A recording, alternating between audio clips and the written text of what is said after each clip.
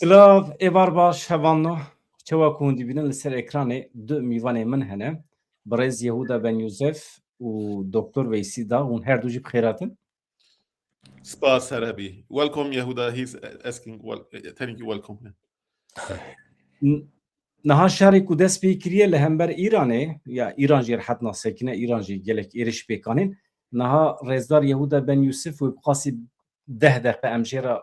veqetîne ji bo bikaribe peyama xwe ji Kurdê me ê Rojhilatê Kurdistanê re ragîne. Paşê jî piştî wî em oxir dikin û ez û kek Veysî Dag em li vê derine em ê bername heta dawî bidomînin. Niha em gotinê bidin birêz Yehuda Ben Yousef ka peyama wî çi ye ji Îsraîlê ji bo Kurdan. Keremkî. Yehuda, he said first of all he welcomed both of us, and he said first you will have to give you a message to the course from Rojhilat, Iranian course, and then in 10 minutes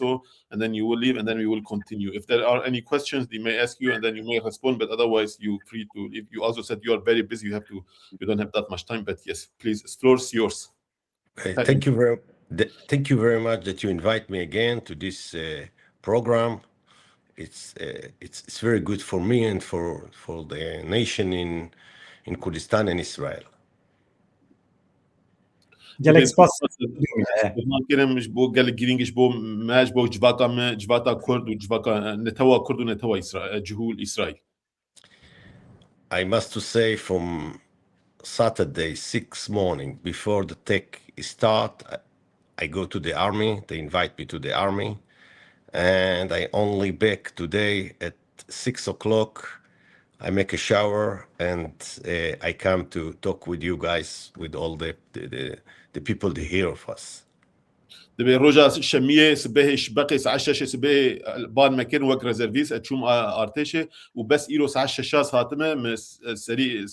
أبغى سري خوكر ونها ساتم برنامج هوا أفتشان روجا قالك مشغول بوم يعني جبهة. First, I'm very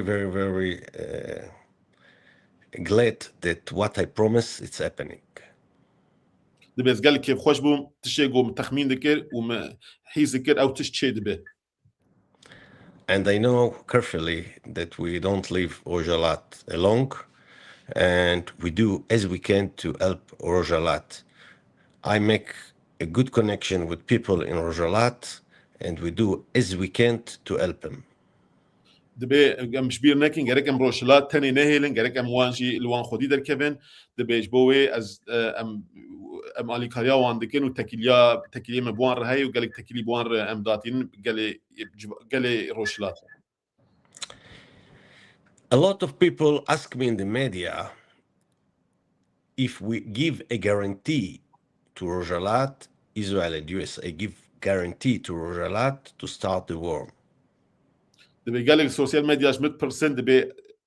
دبي عجبا إسرائيل وأمريكا قارن غارانتيه بدن جو كرد شر بكن وبشكرتيا كردا بكن. This question it's not easy. We can't give guarantee to anyone. We can help them, but guarantee it's something big.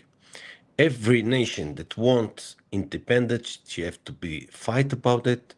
and she have to build all his things on her shoulder. We do as we can to take the Iranian from the air. The Air Force of Israel take a lot of point, a lot of army of the Iranian all over Iran, and now we start to bomb a camp is on the border of Iraq and Iran. دبي فيتش أو برس مثلا غارانتيه برس قالك زحمة دبي أم غارانتيه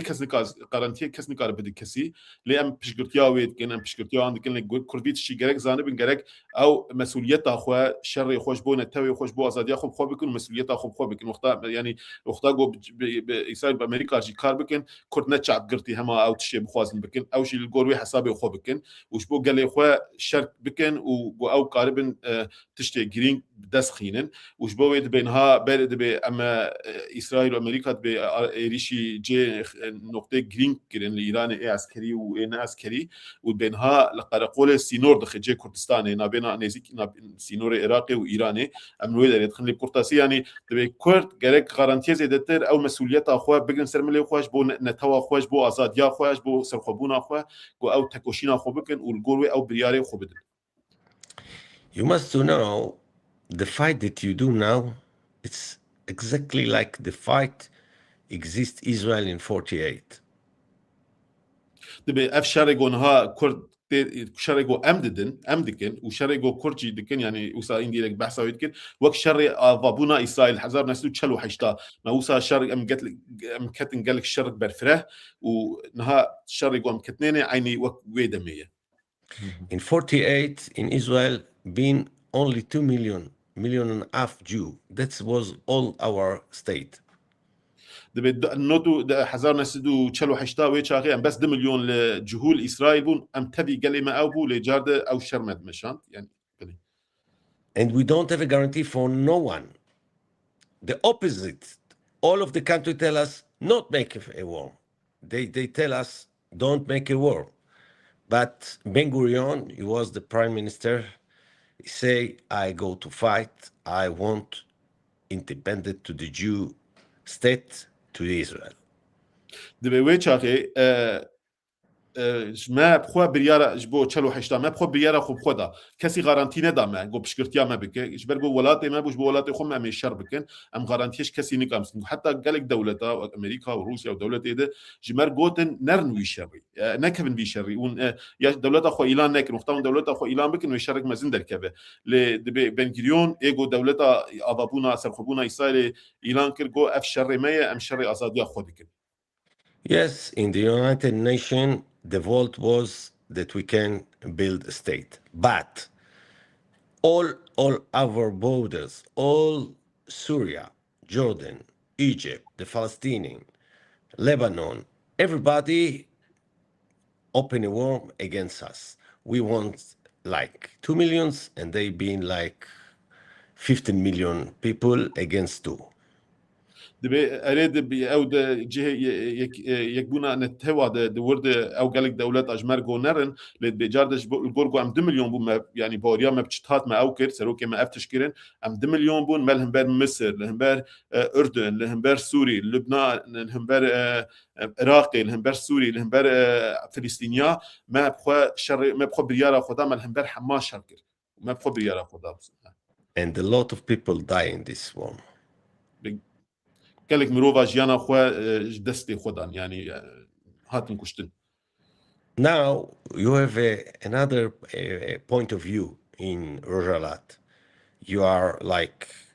14 million people, yes, right? Let's say more than 10 million, yeah. Yes, more than 10 million people. You are armed and we support from the air Israel and USA. This is a different situation, a good situation to start. دبي امج هوا دليدن امريكا واسرائيل امج هوا دليدن الحمد ريدن دبي بوكر دا قال جرينجا وين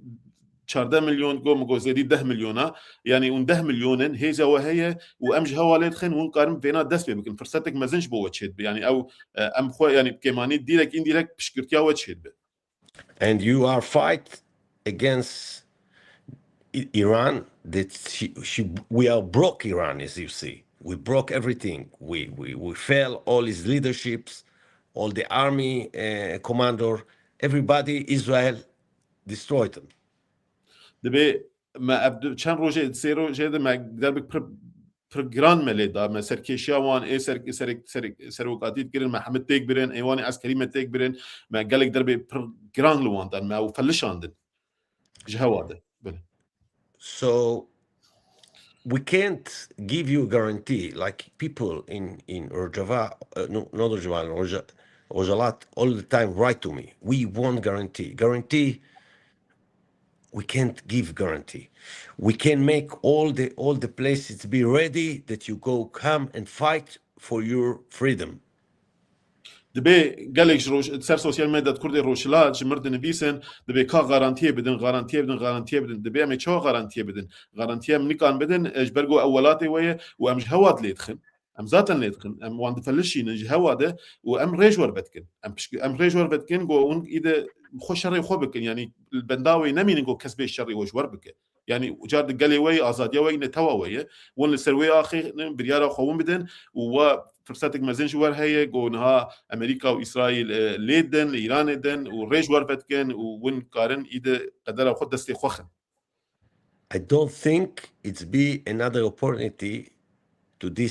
build a nation autonomic, or I don't know what happening to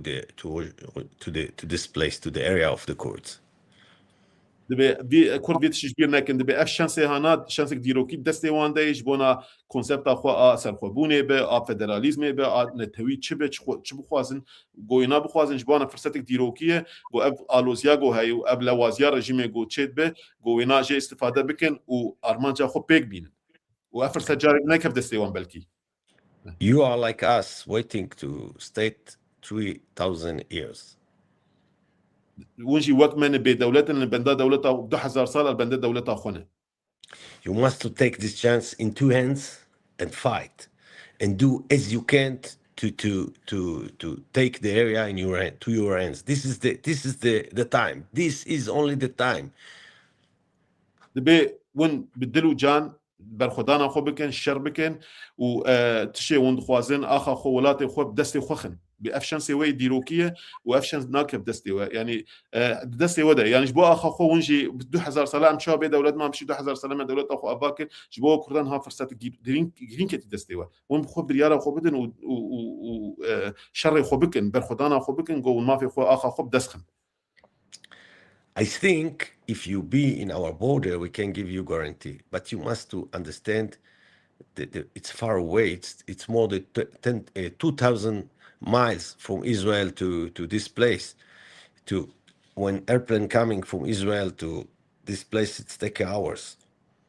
دبي جو كردلس جيراني ما بونا سر سينوري ما بونا براحتي غارانتي داوان برس جريك تنبو لدبي إسرائيل جبو روشلا 2000 مايل يعني 3000 كيلومتر دوري وره يعني جبو حياة قوان بين اليكارياوة بكن بين هوارا ونظام كم ساعات در باسبل جبو وينا جالكم بلان وبروجا خو تشيكن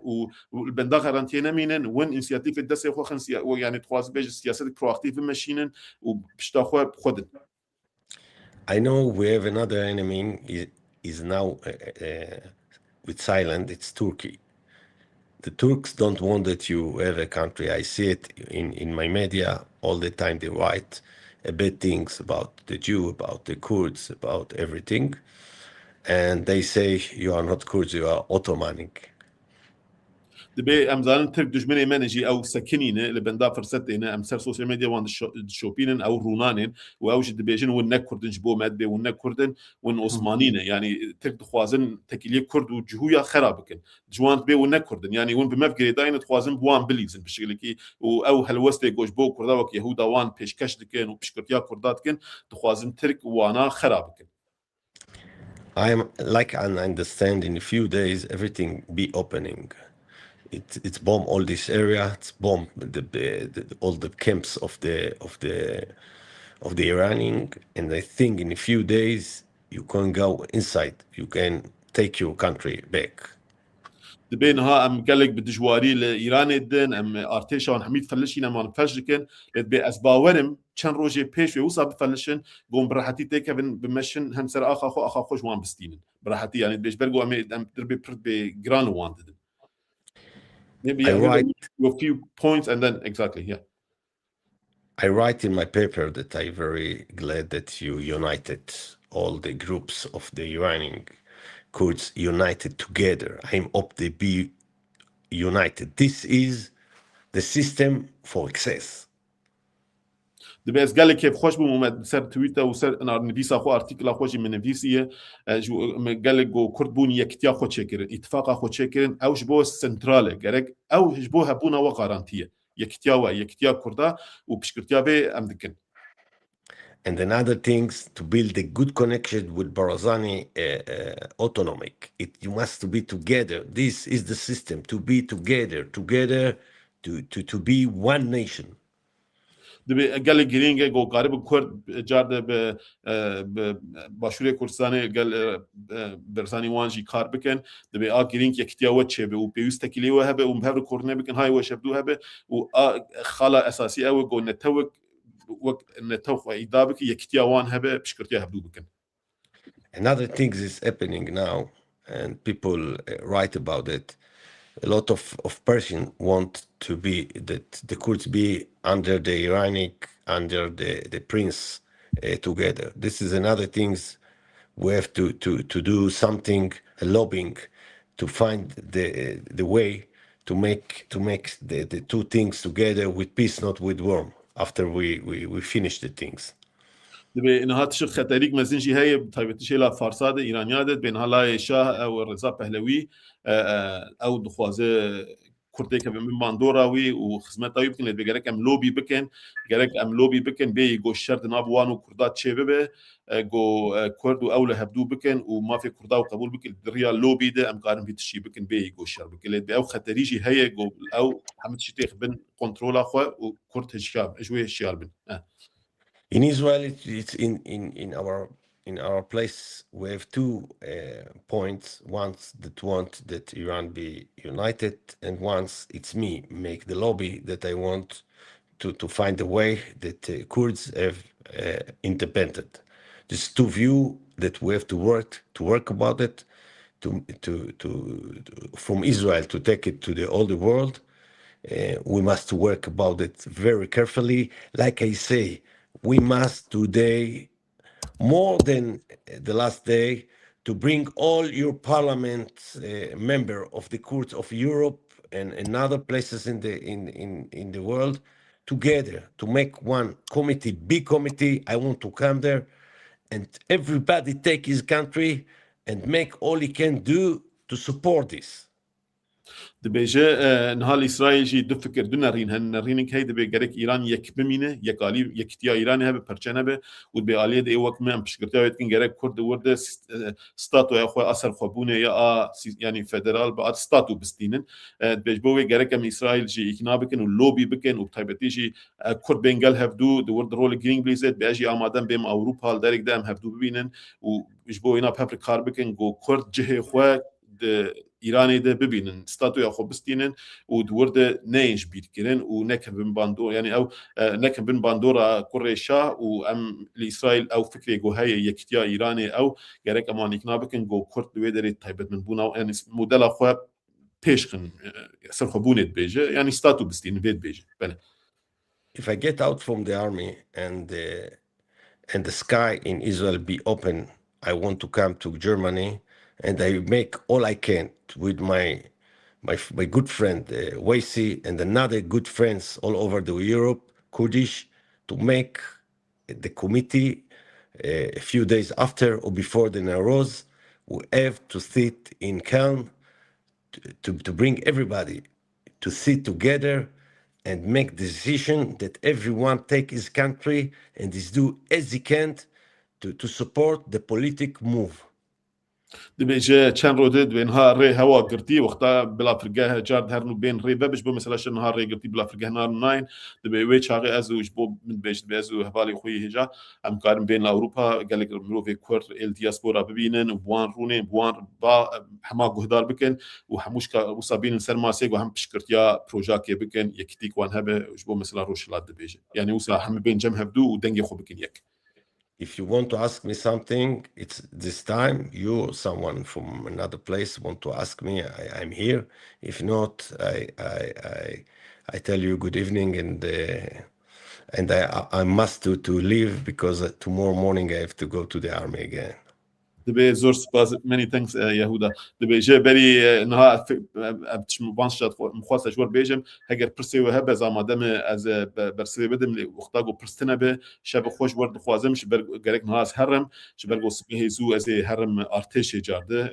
هم شردنه گرک سبه شبک از هرم ارتشش بوی پرسنه یاجی امکان بهم خاطریته. پرسه مهنه اما از نخوازم وقتایی بگرم روژه مجی پرن دده من پیش مده البته ام جاردن دعوت کم بلاوره و ifade بکه و برسف ده پرسین مه لی تشتک هیت خوازم دنگی مجی بچی جبرویه که خوازم هم وکه پرس هم وکه شیروه بریاک و اسرائیل آوا ببجی کردان شهر کریه 100 سالن کرد لبر خوددن شهر دکن مجادله دکن نه تنه به آلی چکداری و جالی سیاسی و شهر دکن لیمو خبن تم به تنه هاتنه هیشتن دنی و ریده هاتنه هیشتن جمعه باده بگره حتی روژاوا وقتی که ایریشته سر کردا کرد خاتنه دی بینن یعنی ری و ریبازه کی که بکاربن چک و سلاح پیدا بکن جی تونه همی بقاچاقی یعنی زحمته جبرویه که کرد تم گارانتی دخوازن نمونه روژاوا دو پیکات یعنی لبرچاوی میه دنیا عالم بدنگ بو امریکا هوال بندمه اسرائیل herkes بدنگ بو هلکی المخست اما مدخواست که دوسته که هبه ببیجه بسه و چه بوجی اشخواه جنابت تبلی برنامه مبو شاهدی کر که اسرائیل زوره لترامپ کریه که شهر بده راوستاندن لی مدخواست هنک هوال بندیه که گرمتر هبه نوه که پرس مخواست وسا دنگی موره جنابت مالاته آوا گله که خوش بوم Yehuda, he said, so of course he has got many questions, but he also said we have many days, we have many questions to ask you, and we will be very much happy to host you again and again. But he said not as question, but as kind of, let's say, the claim or the feeling, the sentiment of the Kurdish people. We of course have been fighting for more than 100 years. We have been fighting like we have a armed struggle. We fight on the ground. We also politically, we involved in diplomacy. We always permanently struggling, fighting, but we always, so at some point we are often abandoned. We left alone and we don't have anyone. Yes, recently we also witnessed what happened in Rojava, that the Jordani and Turks were trying to commit genocide, and it was Israel. You also said that Israel contributed diplomatically to the, to Stop the it. support, exactly support in Washington, to gain support in Washington to stop this genocide. But this is something that we want to share with you. And I don't want to take your time. Good evening. We know you are very busy. You are now you are fighting. You are very much alarmed, but we will have many days to host you, invite you and host you here, and then we will ask you many questions. So thank you, Mr. Bedran. Thank you, Mr. Veysî. And I hope to see you again. I'm very, very proud to be in your program. And thank you very much and good evening. اوجید به زور سپاس گواز به میوان کرم گلک سپاس کش بوده آن و از گواز سر بلندم گل پروگرام آوده مز گلک خوشم شب خوش ورد خوازم. اف قنالا ویه کنگ دلی و قصیه پیام که بش بو کرده از تم حاضرم 24 ساعت شکرم آخرا تم بلا بیره وده به از حاضرم و پیشوازی بکنم. Yehuda, he said, this channel is your channel. Whenever you wish to come and give a message, just let me know. We give you space and use this channel as your own to give, to give a message to help Kurds, to also contribute to the Kurdish-Jewish relationship, friendship, and solidarity. So, yeah, that's what he said. Thank you, RBG Kurdistan, RBG Israel. Janjian, I will say Janjian Azadi. Azadi. Yeah. Thank you very much. Bye-bye. Yehuda. Laila, we talk later. Thanks. Bye. باشه میوان مچو که ویسی مالاته آوا خوش بو نه خوش بو پیامین گری جی اسرائیل آته بو اری هوانو من پیامی و دیتن مپرسی وجی دیتن لی جبرکو وقتا ویکیم بو مخابن منه کاری بپرسن لی روژی پیش مده برز یهودا ویوره دی تبلی ببنه وسا مرود کاره ارگانیزه بکه البرسكريكتنا كنجي بخوازن براي مي يعني مش عارف بين برا گلک نزیته باردکم دیالوگ و باشه نه که ویسی شرد سپیکر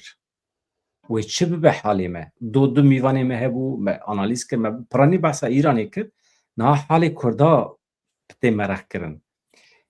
طبی البته ایرو از خوازم بتره بحثا چه بو خطا سیمین بو نوی خطا سیمین بو نه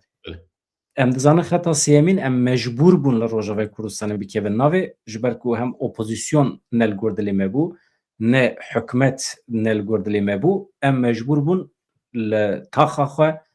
لحرم خو بسکنن خو بپاريزن موکه خطا سیمین پینا سکر بون لروجاوا پیک هات لترکی جی خطا سیمین نابره جهپ AKP ده خطا سیمین مچیکر نها اف خطا سیمین حقیقتا لروجات کردستان fayde wî ji me re çêdibe yan zerara wî çêdibe ez pir dixwazim tu wisa vekirî bersiv bidî çiyê xeta sêmîn eger pêk were zirar e kar e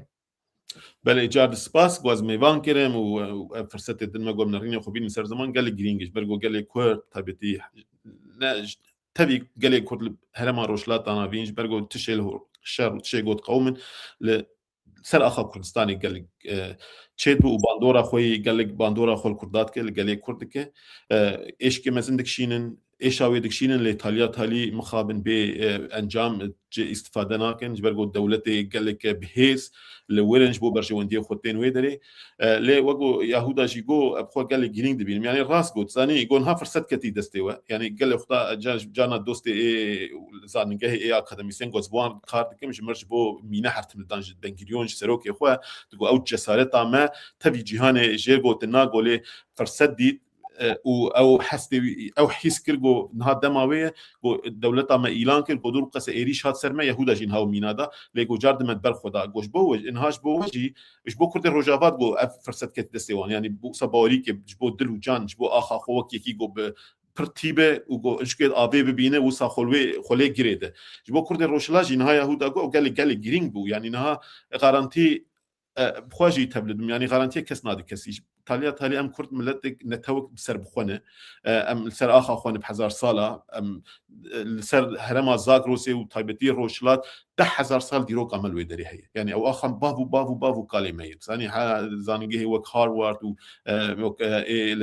اوكسفورد لكولين كيرن يعني او جني دين ايا قلت هستيه وانش كفتي زاغروس دري ديتن بري 16,000 سال انها بكرداره ودردك بتشد خوازن بيجم يعني ام خلك قالك نتوك وصا بكوكن سروي اخي بس بروفوكاتيف işte bikim از هنا نهاد من برسفاتا برساتا هنا نهاد من برسي از مخواز وصا برسك بروفوكاتيف هي خوازن باش işte برس ده باش وي برسيجي بل بكورتاسي از بيجم قالك منها تشي جو روشلا بقومه يعني جبو كردات ديروكيه جو كرد فرست و الوزيا جو هي جوي فرست جوي الوزيه قارب اوي فيده بگره يعني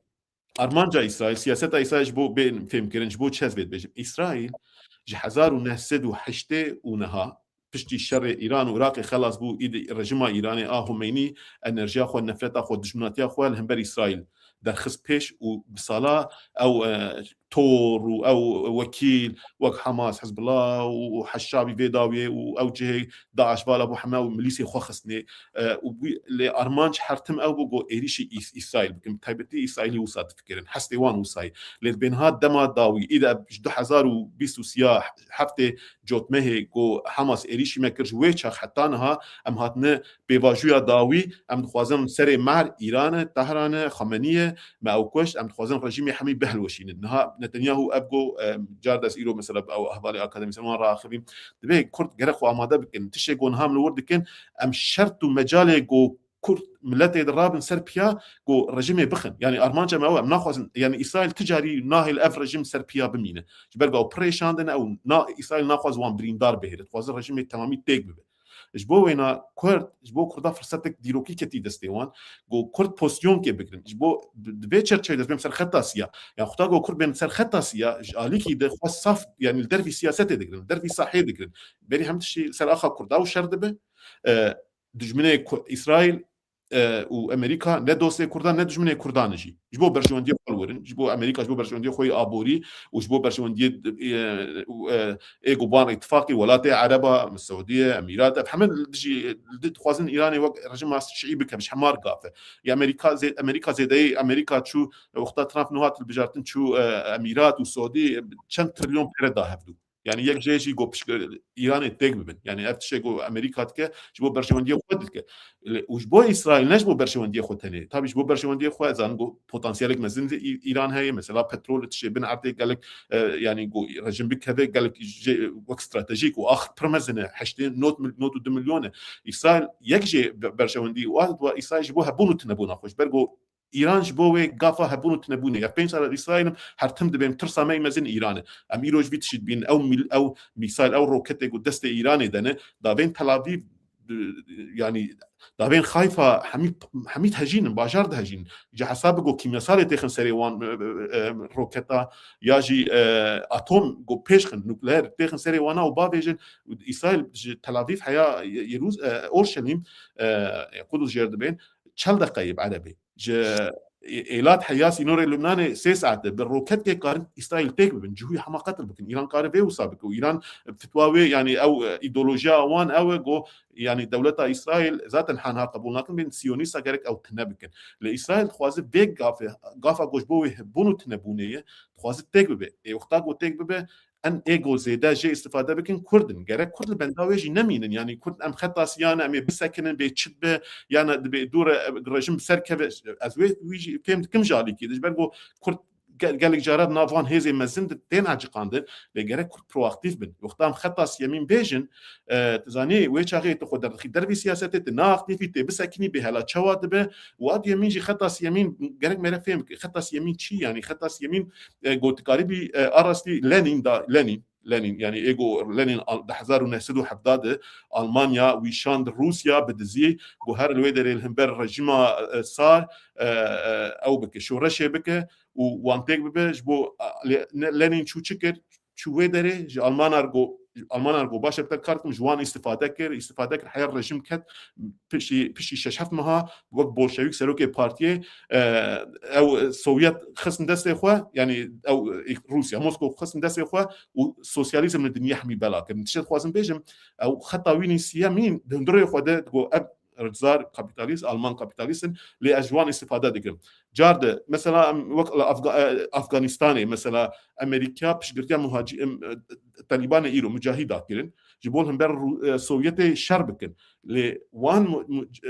طالبان جوان استفاده كرج امريكا استفاده كرن جو اوي رجما جو دوست بن باندورا سوفيتي بو وانا بخلو شر الجهان دي كان دوله وساو سياسه دمشاندن ابنار النسر سيستم كابيتاليزم نه سوسياليزم نه موسكو نه واشنطن نه امريكا نه سوفيتي دور ليش حرد واجهم استفاده بكن لتشر بالي نتمان اشتر بيجم كردي باشور جان 2003 وقتاغو العراق وامريكا وبريطانيا برياردا قوتن امي صدام بخن ويش كردي باشور نقوتن ام خطاسيا جو ام باشه ام آمادن شر لهم بر رژیم صدام بکن گو او رژیم تکره بشی گو تک چو کرد ان رولا گرینگ یعنی ان بیشن ان يعني بريارا جرين كدست كردا جو كرد لويدري برياري بن بالكي كردا باشور يعني نهاب سيستم فدرال بغداد سيستم موديل فدراليزم بدس خستن بالكي قريب سرخبونش اعلان بكنا ويدم يخدج برغو صدام تك تشبو علوي شيعي وسني شخوا دجمني هبو هبد كتن كرد تشبو خواستانا قريب بكنا وجبو كردستان بويد جو كردستان عراقي جوداية يعني تشات خوازش بو كردي اجبو بروجا باجي يعني مثلا خطا سياجي قدام نظام سرچاوي بين خطا سياج بو خطا سيا ما تكچو يعني تشوا تكچو اجبو از بهم سروي وسر تركيجي تكچوش برغو كرد او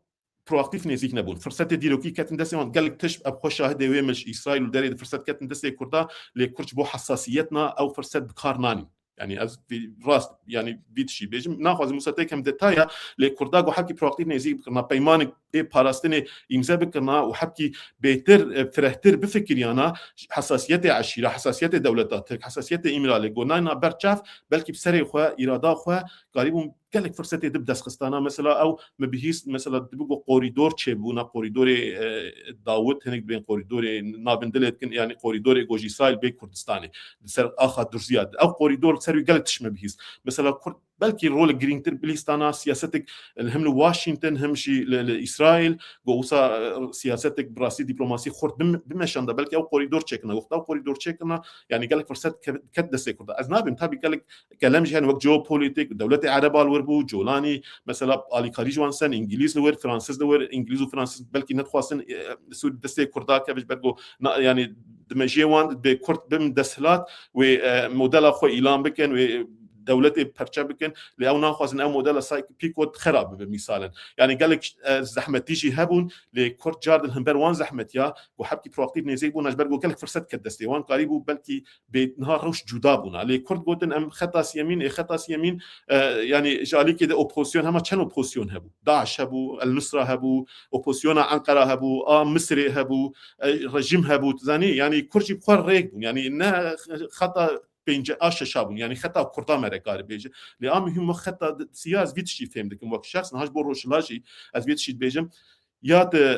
سرخوبون فدراليزم تتخوازي ستاتو كوسات خرد خوازي ياجي انتغراسيون تتخوازي يعني انتغراسيون مثلا اوجالانجي او بيام شان جو كرد وقت مجال هذا بالا انتغري مجال هذا وقت ديمقراطيك انتغري رجما الطهران انتغري يعني تشا رجما الطهران وقت انسان كشتنا وقت دجماتيكي يعني تشا وي فرصتي نال او مجال شرطي ويتشيتنا اداد بر خو بدن جبوي خطا يمين تنا يعني دخت هنيات بلكي جي قصوان اف ما مست شخو داخوانیا داویا پجا که نزانم تدا خطا سیمین بجنا بجه بلکی جو داخوانیا کی کیف نجی لی وقت مقصد هم بشتا بحث خطا سیمین بکن سبه دو سبه وقتی کو بحث بکن قنا لهای مجی چه به گلو نایوی معنی تنی پاراستنا ملته خطا سیمین یعنی ناکه و نوا پوزیشونا ارشه تنی ملت آن گندی خود پاریزن باجاری خود پاریزن یعنی خود پاراستن مینا یه پگه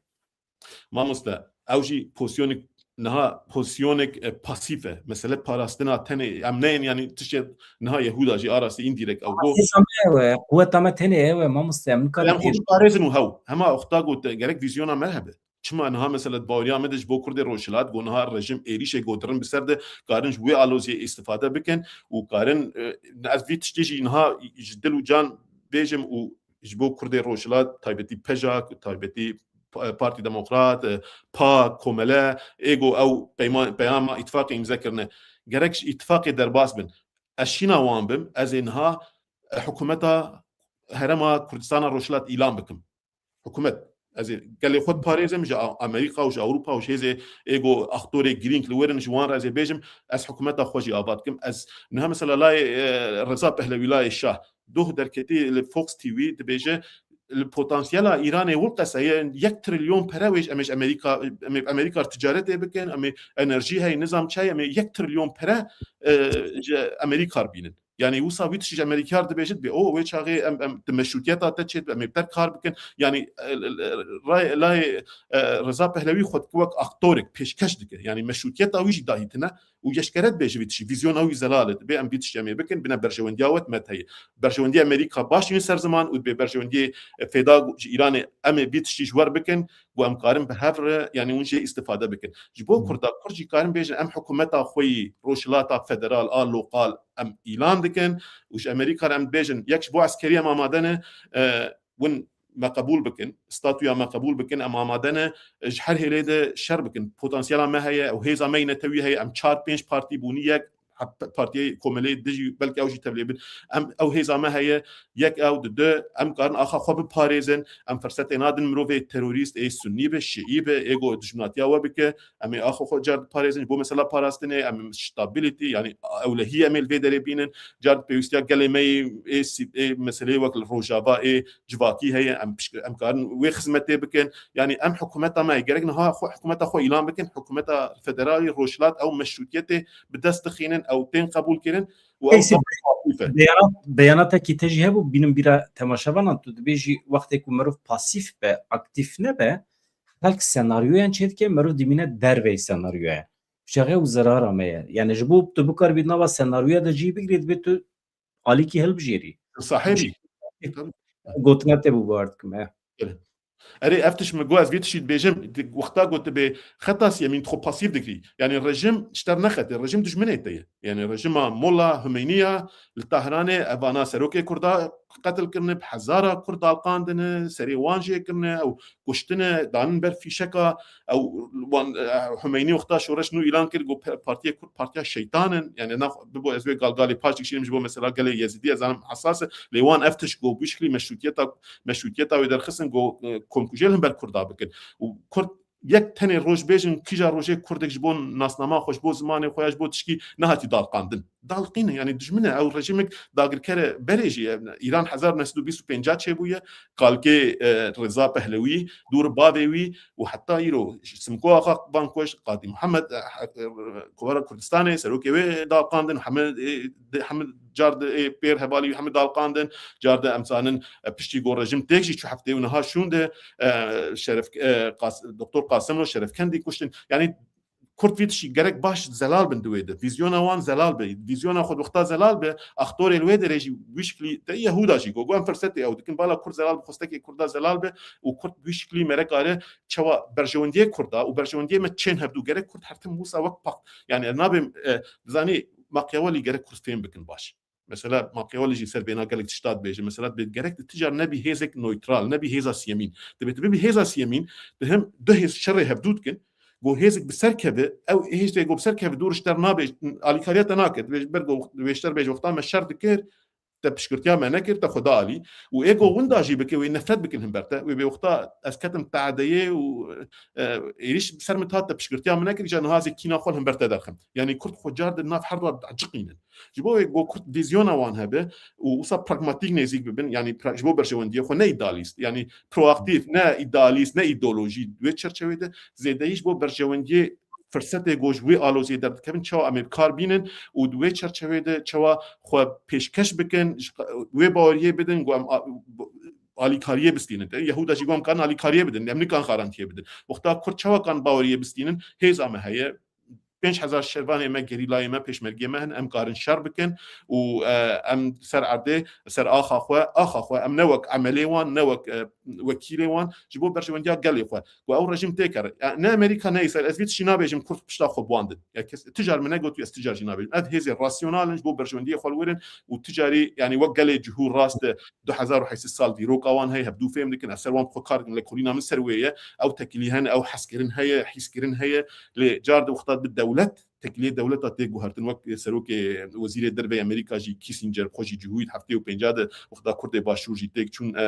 الجزائر ام وينا باش دزان حركتها برزاني دغو برجونديه ما حردمن لدوست ما حردمن يعني كرد بيت شي جرك فهمك جبو برجونديه ماجي حردمن برجونديه قال ماجي بردم يعني كرد بغارانتي كسناد كردا كرد غارانتیا وان تکوشینا وانه باوریا وانه برخدانا وانه تجربه وان زاني غارانتیات دیه هي باوريات ابتبت غارانتيا ويبدي وجبو برو اكتيف از جبو السربي اخي از فرصتي قدرت كيفاش بو قال ياخذ التيخم داس واس حكومتها خوجي نهاي ايلان دكم يعني انها درنجي مانا قالك سبا بيجم سر مسلاوي عجلات بارتي كورت تايبتي بيجاك بارتي ديسيبلينا وي هي براستي جي بدلو جان جبو كردستاني كار دكن يعني او جوينا قد شبامتنا بارتيا بدكا ايراني كوملا اف تكوشينا كردستان روشلات تمثيل دكن ابا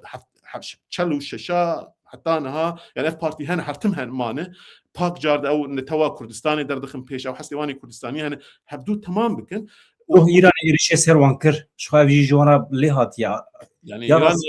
سندکی هزین کردان پوزیشن آخوا دیار بکنش برکو ایران ایرش بارگه وان کر دوی باره هنا ما مساويت ششر بيج لا إيشا رضا پهلوی بین هم حتی که چیگو جی کردال گو سپاراتیستن پیشیه از ارتش بریم سرچابه وان یعنی هین مروف رژیم خراب تر نجات پرس ایرم جروزلم پست سر نویسی قال خد بلاف کنو جد ابي پهلوی حما ایریش کرن گون کور سپاراتیستن نفرت و کینک سر توییتر بلاف کر اون دور کار لیبن اسرائیل ما نخوازه نه اسرائیل کور شاه نخوازه از اینها بیم سروی ل رژیم جی دو نونری وان گو او کرد سپاراتیست جودابونه او جي تهديد كله شيء كردا كرن يعني اف حرد واليجي تتعجقين يعني اف نابه خدك جبوته اف دجمنيتي تنكاري بانا نويترال بكري تنكاري جهاديست تنكاري رضا پهلوي والرجمه او خوش دجمني هبن حرد دجمني تانه جبوته ببنيك جبوته ترك وعرب او همه ببین یک بس کردا بعجقین يعني او تجمنتي جرك توسا وقت زلال شوار بيش اب تجمني من امريكي واسرائيلي اف هزي نافنه تبينه اب هاتنا جبو برجوانديه خو في رجيم تيك ببن خراب جبو برجوان تيك ببن وود كنجي سري دبن اسرائيل دبن سري مع سري ببرشقينن حمات تيك مش بوين ها ايريشي اسرائيل ايريشي عسكريات كان اي حكومات كان اي وزارات كان اي مخابرات كان حمتش كان خوازن رجيم بوش بكن درك العرداقين برغو او في رجيم وسا جارد برنادن يعني وقت معري بريندار برنادن قدور او معربي اغريسيف وان بد جبوي كرد بباش ويشاغي فان ازيد وان رونم او تكليجي هنا يهودا رول جرين تليزه او تكليتنا بنجي يعني ونوك اغاهي وقت نرينا سبيشن نرينا مد او تكليان اللي او تكلي كرك بين اصلك بلنتر بهبر جونين وقالك دانو سنن تشبه كرد واسرائيلي وامريكي وقالك جرا تش زلاليجي تشبن دما بيش جبوي جو كرد قالبن وي مشروطيته بگرن وي باوريه بدن جو غارنت يعني باوريه بدن بهزا خو قوت خو يكتيا خو بيشمرگي خو گريلاي خو وي غارنتي خو بستين غارنتي كردا كردن تكسيدن اسرائيل نها يهودا جار دغ سرتن بهم يهودا قالك كرتاسي قولي بحث قال خلاك اسرائيل سي چار نرين هنا نرينك هي دبي كره شاه بيبرقوا كوري شاز بانم خانم هاي بيكي جهوف زوجية دم دريج لأمريكا جيان لكن كاليفورنيا بارم جيان كاستام نزانم لأمريكا وسراي ودأوي جيان لكن وقال لك بالصلاة او الويدرين يعني هم تبي امري خور واندر درباس تكليف قال لي جهود قال لك هي دياسبورا جهود قال لك هي ودريا دياسبورا جهود هات اسرائيلي وحتى سروك حكومه نتنياهو جدي يعني او وقت دبلوماسي ديرو بابو قالي او جوان جهود قاندن الدما خد جمناتي كان ليش بو برجواندي خو اسلام سياستك زلال دمشينه تبي ام برجواندي اسرائيل شي اسرائيل تبي ميسيلان ناخذ اتوم ناخذ نظام تشي تبي فانتش حماس دكم امريكا اش بيزفانت شي حميد كم خد دفروش يعني خو بازار دك ناخذ بازار سياسات زانج بو برجون دي خو جبو قال لك هيس مساوي باريس يا او زانجي شيرن فيري دبلوماسي بونه تكليه وان سياسه مدار هنا مروفي دورا ويل سر تويتر تلوان نري سر اكس حركه مليون كيسان وان شوبين يعني فيربون امكاني وان قال لك انا بوختاغو شاخ ايراني دركت براك مزم بخور در خست او پرش خور بي پر خو پرورده کردن زاروك خو پرورده کردن زان باخ بزمان زان يعني بيجو بدل بدن سلام محمد دري وسا خو تشيكي وزير درب امريكا دي جارد او دريا دياسبورا جهود يعني دياسبورا جهود امريكا هم جو خور كير وك دريكو باسرائيل ومروي بالسياسه المداري جرين بينه اي حكومته والامريكا جي جارد لقسم جي اسرائيل هي دبينا به هنا نا باري بيناي وقو ابدر كبه هم كسب قبولنا مشروطيتها ويتنا سر عردتنا يعني دجي ويدر كمان قسم هنا بش يا كردات كن بيجر كردر كبن بيش يعني قالك آلي هنا لإيطاليا تالي تشيك باوريان مده تشي نتنياهو بين هاف سير وجا وقتا بشي شر اوكر دي اخفتنا خود بشي وي اخبي جو كرد آذري فارس وبلوچي بحث حماكر يعني باوريان مده تشيك وسا ترامب جي نخواست ببينه مثلا ترامب نخواست ترامب ويجي بين قال دو ترامب جون هانا دماويه يعني وين مشروطيات اسبورناك موسى نها بدني لي دبغو بدني جو كرد صحيح جير بالا بهلن ياجي بلوچي جير بالا بين يعني بلوچي كرد المجاهدين افزيدا ريفورمي زياده تشبيه باني دبلوماسي تنا او صحه دبلوماسي لاي شهر وحركتاوي ونا بارتيك جي لاي شخص كي ومروفن دورامين او وي صحه دياسبورا دبلوماسي حمي او دمشي بوي باندورا وان هي يعني بوي اسرائيل قالك نرين هي نرينا معقول شبه برجوندي وان كدبه يعني كي برجوندي وان بباريزه وبشكرتيا وهزي بكنش بوي بيجم كرد جو حكومتها خو نها كرد روشلات او بنش بارتي هنا گونها قاو بيشتر ده حكومتها هرما هرمي وكا كرسانا باشور اعلان بكن ودوي چرچوي ده هم مشروطيتها خو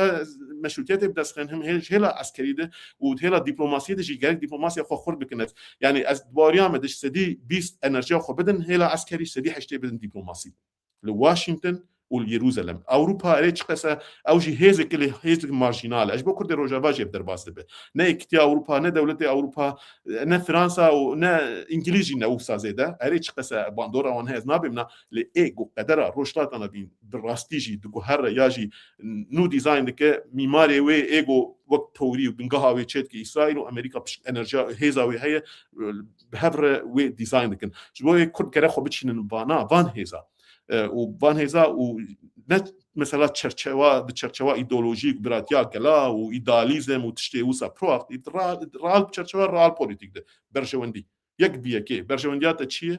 آم چی ام چوا کارن برژوندی خو بکین هبدو یعنی سیاست گوسا پراغماتیک ماشین اش بو مثلا بنا اوجالانجی او پیامشان یعنی شپا متنه اوجالان دبیم مروفك جبو ولات جبو يعني تكوشينك مثلا دا جبو كردستاني جبو قالي كور جبو ازاديا قالي كورد نيتا وقت ازناخم نقاشه وبايام حياه داوي وسا باو نيتا باقش جو بدين حزار نحسد نوتون ها هبو جبد شبا متنيه وك الشخص جوج دربت زيبنا وك كي كورد لي قالك بيت شي جنبين برشاف دولتا ترك مليون پره اینوستمنت کردن گو مکانیزما که ایمرال چکت چش ایمرال در کبه دبن دولتا دست استخبارات دولتا ترک در کبه دولتا ترک یعنی از نبم اوجران بیت که دولتا ترک خوازب کار بینه به سیاست کردار روشلات انا بیم روجاوار روشلات همی وسا تنگ بکه کنتینمنت يعني وصل تنبك بفتسينه دولتها ترك برسنسي سياسات برسنسيد ماشينه جبوي جرك كردل دربه ايجو الروشلات به ايجو الدياسبورا به آزادن يعني جرك باش اوجلان بالاس وقت سروكك مانوي بمينه بالا بمينه كداوي چه بويه سرچوا لي باش او تكوشين جبيكرن زندان دركبه يعني وقت سيمبوليك جي لي وقتابو برشونديه جل ام برياريد يعني برجو ام دربنا ام تكديما بهيزي جودار هنا ام سرصاحين اش برجو او حفسه دي نادس دولتها تردي ستاتو او اي سيراي دولتها ترك كنجي بخوازي كارت بارازرا ببي وكنجي نخوازي نابه يعني دولتها ترك حمش خور ميكانيزم اواكي برسي ودولتك وقت دولتها ترك ايراني وسا نانا گوتنی کن دولتها ترك گوتنی نل گوردلی خو دستورنا در خبر باش اري چما جبوي سر سوسيال ميديا قالك دلي مش ديش كرد هبدود كبن او دابين اوجالان او دابين ايد يعني دولتها ترفيت شي تخواز مجي كردات تبل هبدا كبن انا جا هبدو خرب استشكيد نبيسه من سر سياسات اوي دهمرو باي خبراش مردن بتركيا سو تركينا نبيسه زماني تركي زماني خبراي زماني تركي نه زماني زانستي ديالوغي اشتي خطاب زماني تركي از نبيسم خبرتي زماني انجليزي نبيسم خلت شيء معقول دبيجن جبوي بتركيا سونا نبيسم لتشك وصاد معقول سر سياسات ان رينا خوت بيجي اهريشك انت دجمني سروكي ونظام تشي نظري از بين بيراته و دري بسام پeyam هنا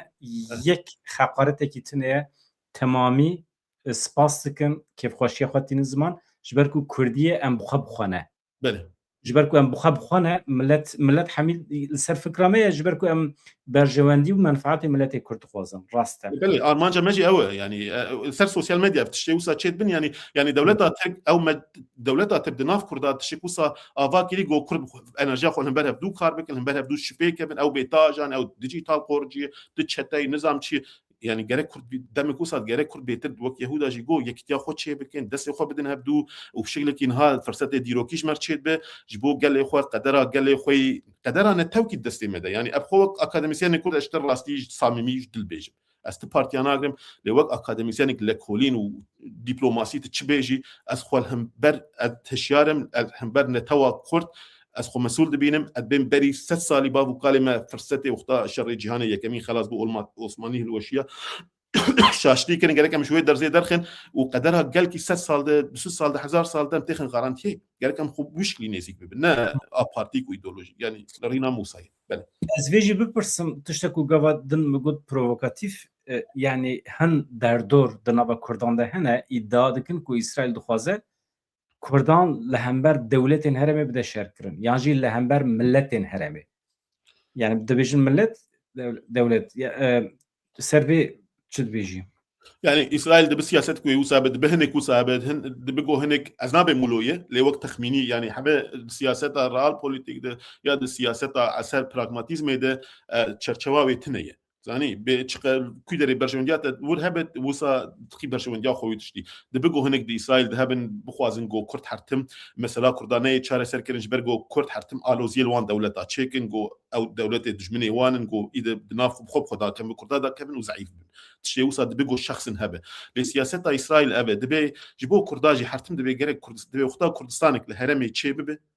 برجوندي مدي نهاش بو كرد روجافا دبي جرك او كرد روجافا بين باراستن جيبو جهاديست دجي جهاديست رول جرينجليز دجي تركا رول جرينجليز يعني اسرائيل تشوا سياسه تشوا بيش خجي جيبو برجوندي خو بيش يعني جي نورمال تر تشكتنا راستل نلاي بافي مي تشمش بو ما تشتك بخوازه جيبو خو تشتكي بخوازه تصادف منفعت ما ويا اسرائيل دركت دجيشن راسيونال يعني اسرائيل جبو روجافاجي راستي دبلوماسيك سدي سد بيتشي بيجم دبلوماسيك ديناميك مشانتن او سه چهار روزه گوبانا اب جهادیست ایریشی روجاوا کرن بشفو رو هم بروجاوار هم بامریکا تکلیه دبن يعني جاميرا جوتن يعني يهودا تشوبوان وزير دربر اخوي جوتن ام بشكرتيا كردات كن لي يعني او تشي وصا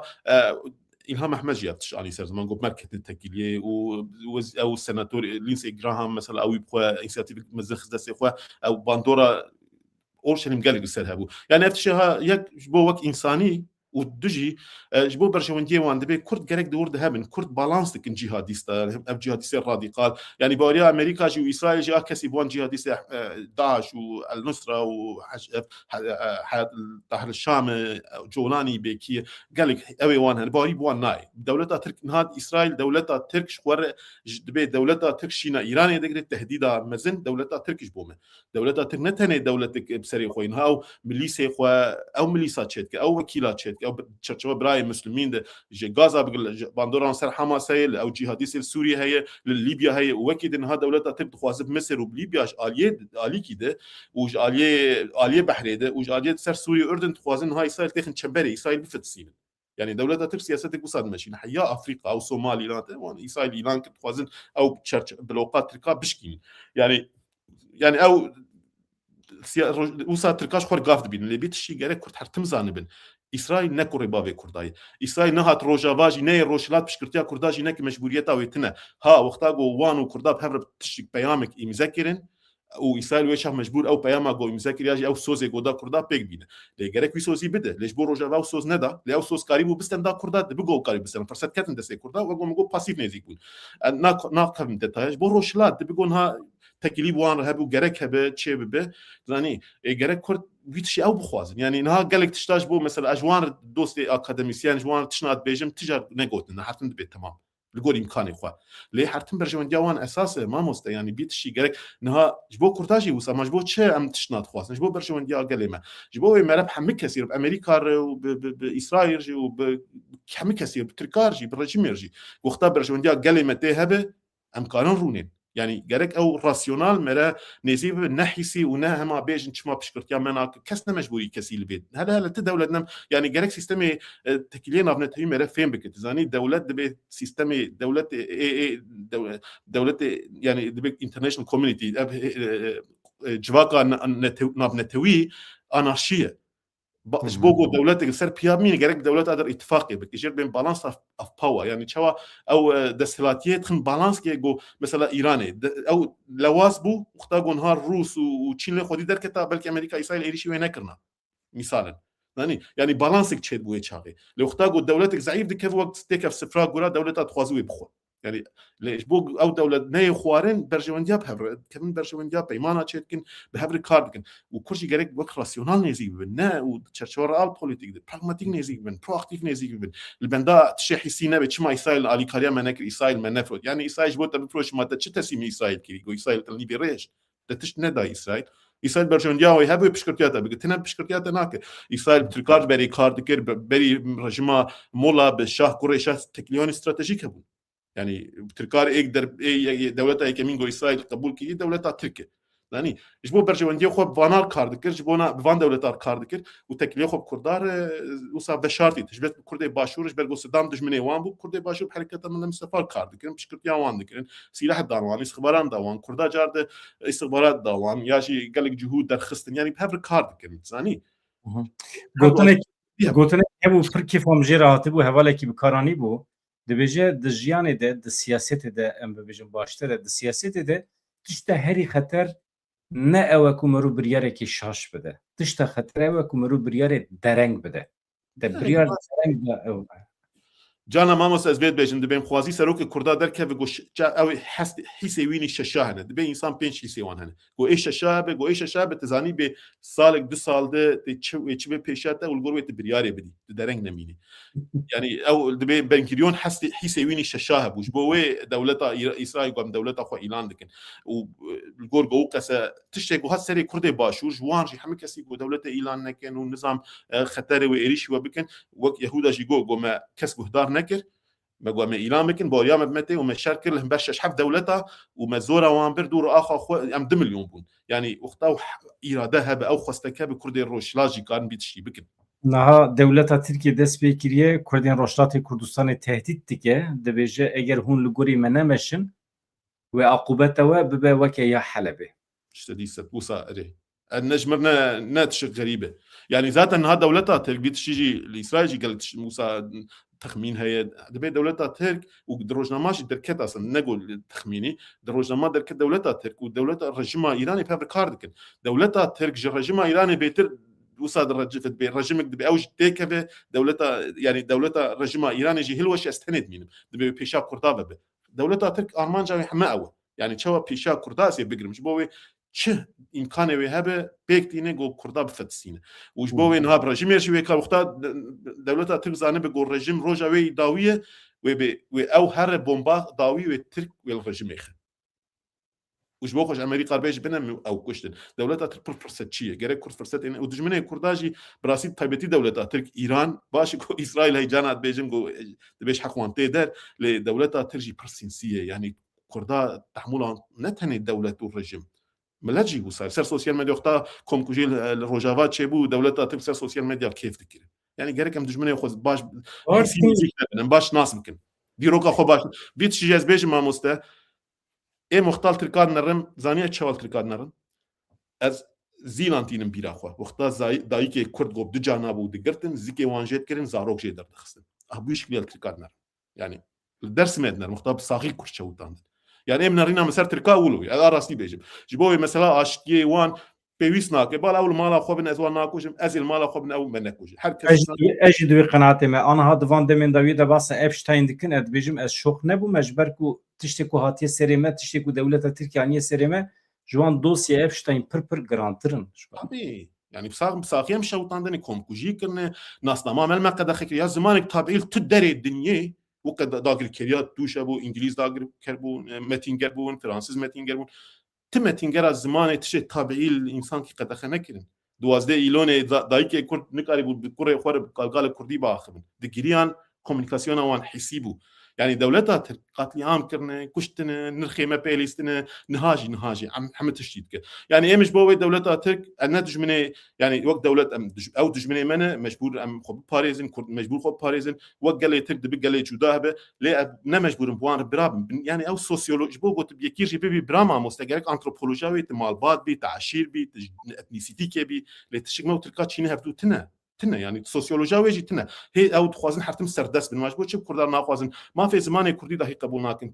بلدي اي كرداغو اراده خو دستنج دسي وان در خصن ريا قيوم ده جبو هيز نكف دسي كردا سوسيولوجيا ve inkar nakin vekrit bêjin tucar wekî cenabet bê kurdara na rast e tiştekî wisa ye يعني او حافظه قال جرينج حافظه خو جرك كرد چبه به بالا به دباویا مده گل گرینگ گو کرد حافظه خوی نتوی به پاریزن 3 سال دیروگا خوزانه بن چاتی سریوان وقتا گو بریار کی بدن وانا بین برچاوی خو او سروی اساسی نزیکی از هنه دخوازم به وسیله کرداجی رخنه بکم هوان مامسته چوا اگر دولت ترک کو ایرو بقاسی 20 میلیون کرد ما حمالتی وینه اگر رابه ایرو کردین روشتات کردستان تهدید بکه ببیجه اگر هون گوتنا منکن عقوبتا و ببه حلب ویا از وکه بیرومتیه که لکرد ما ای باکور کردستان دی بینم کرد ما ای باکور کردستان دی به دستور ندن دولت ترکی کو بکاره به او قصاج حد خود در باس بکه یعنی هزا خود کاربو نشان بدانا از هزا عسکری نبیجم هزا سیویل سرهلدان چاوکو جبور روجاوا نشاندان دیسا دکاری نشان بدن ببیجن قارش کردین روجلات نبه او دخوازن سر بخوابن آزاد ببن خسر بن کیف هوانه تو دولت منی پیشی بمر علاقه در ببه جبوی از وکه بیرومتی دبینم کرده مده به دستور ندن دولت ترکیه او سجدلی مهات از ویه که بیشم راست جبو کرده باشود گوتن امی بگپگنان و مختاج گپگنان بکن بگپگنان إرادة قالكي نتوكي وصاد خصم بنيجي أخوة وصاد بحرمتي تدري تنية يعني بسينور نتشي ترك الكردات كنه هاجي يجبونا أفي فاجاقو ذاتا بإمرالجي دس بيكرن تركات أقليواني دولتي هي زاني بون افغو هرتن وي تشيبه وحرتم روناهي تي حرتم دركت مويدا مش بين وقتا او حماس ايريشكر هفته ايلون وي تشاغي سر بروجرام كده مگو تبي اب بريارا ويدان تبي روشلات انا بين دغهرن وتبي تي ايراني تمامي تيك ببن دولتا ترك يعني وقتها كي وقت ما اكاديميسيان وسا چافدر گو وانشتا بيج دولتا ترك ميكانيزمي وان هنج ما باشتر زان يعني سر لكولين ومجال امكاني جبوي جنش كده يكي وقت بحچلي گو بري هبونا كردان هاجي جارد حقارت وخبرات حمد شيت جبو نونري كردك بريز جنرال مظلوم وحق تيروريست ونظام تشداني وسا بسينور بيواجوك دست بكرين گو اب پیشکتنه گو هرتنه گل هرم روشلات اناوین جبرگو حسابك ايران وك عثمانياي جو ايران تك شو حمد دربالات به يعني اجا زيدي باندورا وان السوري العراقي والايراني ولات كردان كوي ولات كردان البان دولتاي قون ها ايران تك بك بكردي باشور وقت يعني وقون ها اكسجين بواندي برش ايران مي كان تشنا بكن يعني قال لك تشتا ما باش تزانم كردي باشور جي بارتي بده كبه يكتي به ايران نفرت دكن ل مجبور هيزا وانتنا جانا مجبور تشوان بيش من بين سرچابا يعني از فهم دكم جبو كردي روجافاجي قال لك جارا وسا جبوي باكورجي مثلا تشناجي مجبوري مرب دك اللي تشنا وقتا مرب اراده خو قاضي وسابك او نيتا خرابه جانا مسر دمجي خبر ادن مروفن دناب دميت هن دم بارتي بزانبون تشي وسات كنج بوي مان رخنت كن يعني نگوش بونا ام دجي وان او جي تالي سازيه من يعني دم بارتي ام كذا ما تشي بوي ام او جارد نرخي من يعني ام خدي وان تشتانه ام خدي قناة دم تل لوكسا كردان هلا ريفبرين سرنا في كردان حركات يتكن تل لوكسا وان تنه انها رابن دولتين دين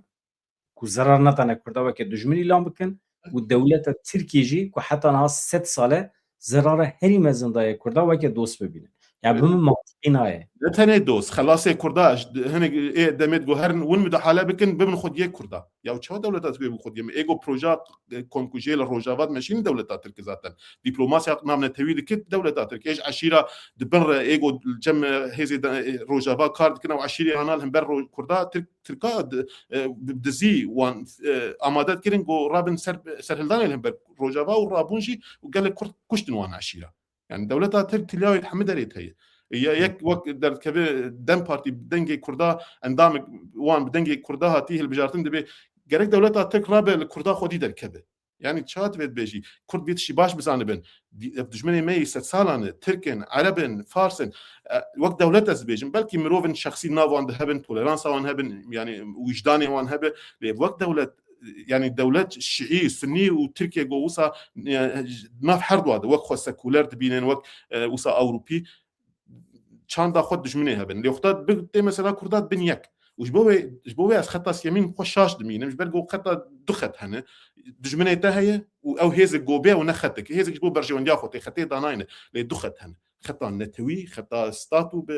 اوتونومي به فدراليزم بسرخوبون به وخطا قلت انتجرا بي انتجراجي يعني تشي قلت انتجرا جبو كردا انتجراسيون جاب خو قال لك او دبين يعني الاوروبا داري مثلا وقتك بانتجرا تجرك تشان زمان خو او خوجي تي بباريزي لي جرك او نرخيوانجي تقبول بك يعني تشي جرك ام تشي تركا قبول بك الاي 1 اما قبول بك او نابجن يعني مجبور اما قبول بك نقول الجور وان عيار بك لي اف خطك وخطا نتوي هي خطا كرداز دبيجن خطا ناس يمين جبرجو هذه ناف نتوي نشبو خدك جبو برشوندي خو ايرو هن سبتنا يعني امريكا ايرو الور سبتنا مثلا نوصل يتوق ملتك او اخاتي قالك خطا خديني خطا ما نتويه نخطا مفكر اتفاق بك ما بكر اتفاقنا او اتفاق بروجانا ما قويا ايرو الروش جيك وك روشلات انابين دوستيتا هباليتاس به هباليتا ايبالي قارب دجمنيتا إبارة بدوسة تسبه يعني وصا راستيك إيراسيونال هرما روشلات أنا بين هاي دوست ودجمن حرتين تنقورتنش بو شرشوا برشوان يده جبوا بي أو نابخد